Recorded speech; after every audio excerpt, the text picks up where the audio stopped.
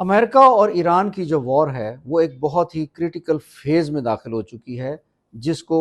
جنگ کی زبان میں کہا جاتا ہے روبیکون فیز۔ یہ وہ فیز ہوتا ہے جس سے یہ سمجھا جاتا ہے کہ واپسی اب ناممکن ہے۔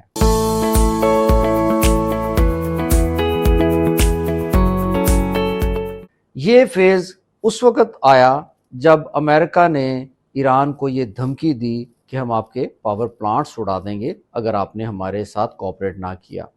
ایران نے اس کے اگینسٹ یہ دھمکی دی کہ ہم GCC جو کنٹریز ہیں، جو گلف کنٹریز ہیں، ان کے اندر جو موجود 800 سے زائد جو ڈی سیلینیشن پلانٹس ہیں ان کو اڑا دیں گے۔ یہ جو ڈی سیلینیشن پلانٹس ہیں یہ وہ پلانٹس ہیں جو سمندر کے پانی کو پینے کے قابل بناتے ہیں، اور گلف کنٹریز کی لائف لائن ان کو سمجھا جاتا ہے۔ اب اگر اس طرح کی سچویشن جو ہے وہ درپیش ہو جاتی ہے یا ہو چکی ہے تو اس کا مطلب ہے کہ یہ خدا نخواستہ بات جو ہے تھرڈ ورلڈ وار کی طرف جا سکتی ہے۔ جو بہت ہی سین مائنڈز ہیں دنیا میں، بہت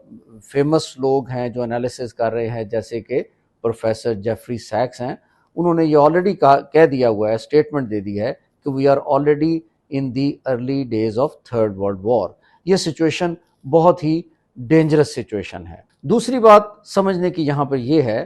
کہ امریکہ جو ہے وہ اس وقت ایک کنونشنل وار لڑ رہا ہے، یعنی کہ وہ اپنے آبجیکٹیوز اچیو کرنے کی کوشش کر رہا ہے تھرو بمبارڈمنٹس، جہازوں کے ذریعے سے، اور ایران کو جو ہے نا جو کنونشنل مینز ہوتے ہیں وارفیئر کے، ان کے ذریعے سے ایران کو مجبور کرنے کی کوشش کر رہا ہے۔ لیکن ایران جو ہے وہ اس وقت ایک غیر روایتی جو ہے وہ انکنونشنل وارفیئر کی طرف جا چکا ہے، جس کا فوکس جو ہے اسٹریٹ آف ہرموز اور پراکسی وارفیئر ہے۔ اب اسٹریٹ آف ہرموز کو کنٹرول کر کے بیسیکلی ایران نے دنیا میں انٹرنیشنل اکنامک کرائسس جو ہے وہ پیدا کر دیا ہے، اور اب یہ بات صرف ایران اور امریکہ کے درمیان نہیں رہی بلکہ پوری دنیا اس میں انگیج ہو چکی ہے، اور یہی اس وقت ایران کی اسٹرینتھ ہے۔ دوسری بات یہ ہے کہ ایران جو ہے اس نے وار کو ریجن میں ایکسپینڈ کر دیا ہے، یعنی بہت سارے کنٹریز کو اس نے پراکسیز کے ذریعے سے اور ڈائریکٹلی خود بھی انگیج کر کے یہ وار جو ہے اس نے اس کو ایکسپینڈ کر دیا، اس کا تھیٹر ایکسپینڈ کر دیا۔ یہ دونوں باتیں جو ہیں یہ اس بات کو جو ہے وہ ہنٹ کرتی ہوئی نظر آتی ہیں کہ ایران کو سرنڈر کروانا اس وقت امریکہ کے لیے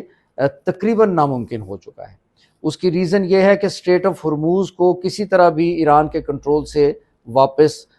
نہیں لیا جا سکتا۔ یہ اسٹریٹجک جو گیم پلان ہے اس وقت امریکہ کا اور اسرائیل، اس میں یہ بات واضح ہو چکی ہے۔ اب اگر یہ سچویشن ہو چکی ہے تو اس کا مطلب یہ ہے کہ یہ ایک پروٹریکٹڈ کانفلکٹ جو ہے نا، ایک پروٹریکٹڈ وار، یعنی ایک لمبی وار کی طرف بات جا سکتی ہے، اور اس سے خدا نخواستہ پھر تھرڈ ورلڈ وار جو ہے وہ ایمرج کر سکتی ہے۔